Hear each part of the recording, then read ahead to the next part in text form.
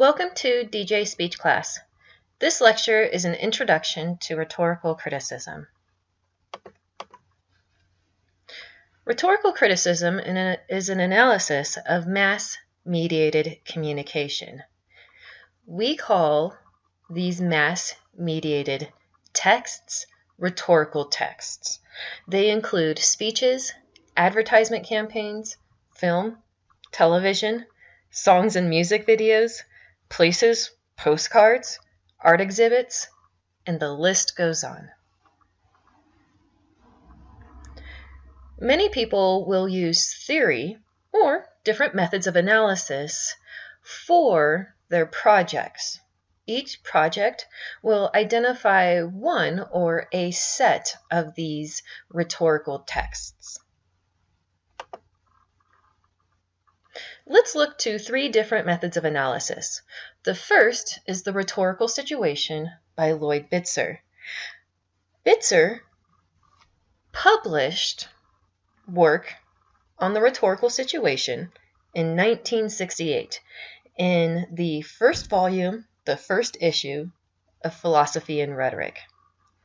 He offers a method for examining the effectiveness of a rhetorical text with a given context of the event. So the analysis is three key components to reveal if the speaker is successful at overcoming hurdles presented in the rhetorical situation. The first element is the exigence.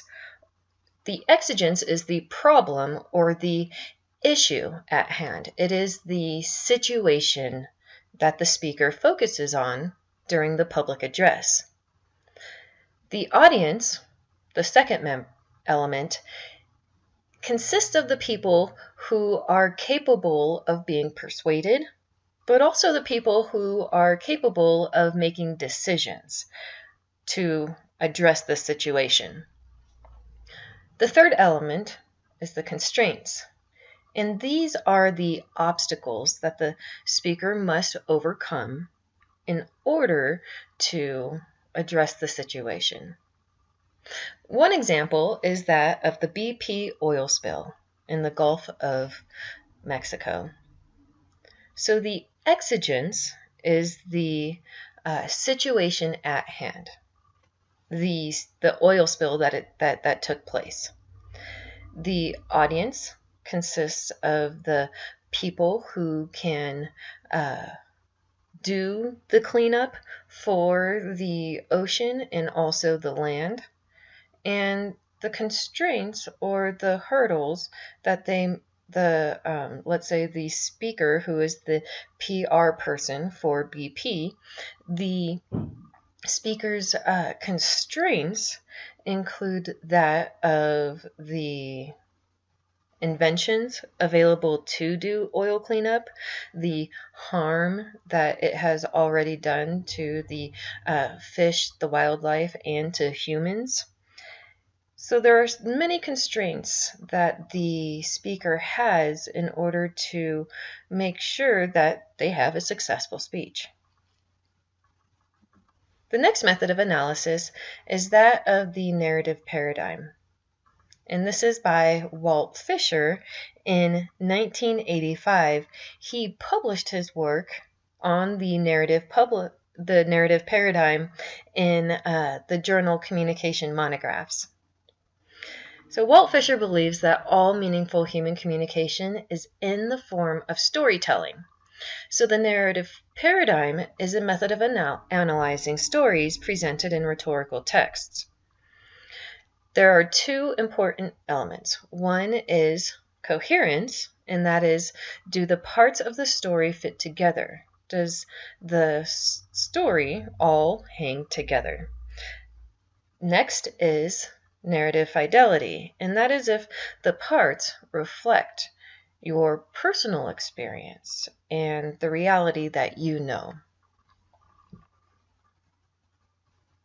An example of applying the narrative paradigm to a rhetorical text would be that of a speech on if the moon landing is real, or if aliens are real, and you would do an analysis to examine if the parts of the conspiracy fit together and if they reflect your own true experience.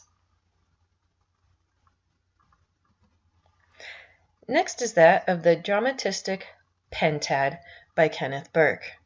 Kenneth Burke published the pentad in his work, The Grammar of Motives, in 1945. And this is a method of analyzing the parts of a narrative to discover if the speaker's motive and intended worldview for the audience.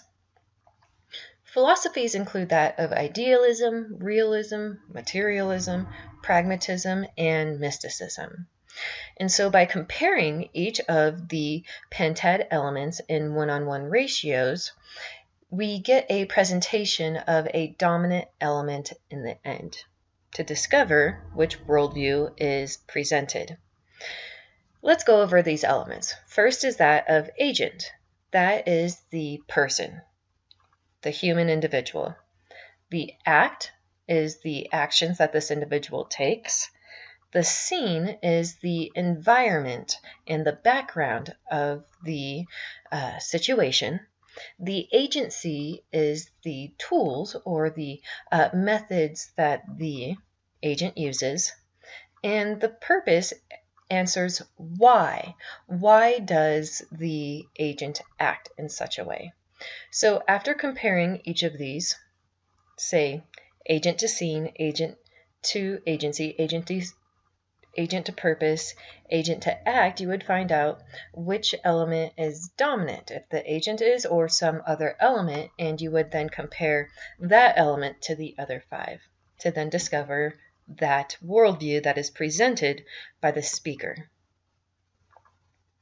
So while these are just 3 methods of analysis, many people use theory to analyze a rhetorical text and then reveal some other messages that are presented that may be more subtle rather than more blatant in that text.